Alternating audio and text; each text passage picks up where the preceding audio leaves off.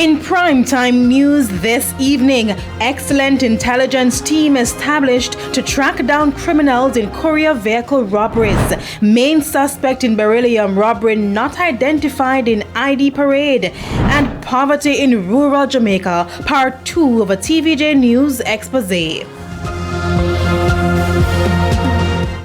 Good evening and welcome to Primetime News, live on air and online at onespotmedia.com. I'm Herman Green. And I'm Janella Precious with a preview of what's to come in business news. Here's Javon Keys. Well, Janella, Clarendon-based Jamalco has a new majority owner. I'll give the details of which company is taking over a little later on in the business day. And for a look at what is coming up in sports, Spencer Darlington is here. Spencer? Thank you very much, Herman. Well, yesterday, the JFF Vice President said there would be no relegation from this season's Jamaica Premier League. He has made a U-turn 24 hours later. We'll tell you more in Primetime Sports later.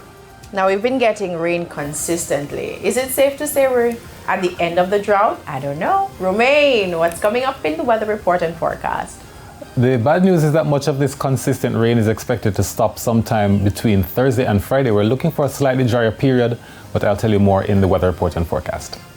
That's unfortunate. There's also sports commentary and E-Prime in this newscast. But before the break, the feedback question. Our question this evening: what are your views on the establishment of a special police team to track down criminals behind the recent spate of high-profile robberies? You can share comments online, facebook.com/television Jamaica, and tweet us at TVJ News Center.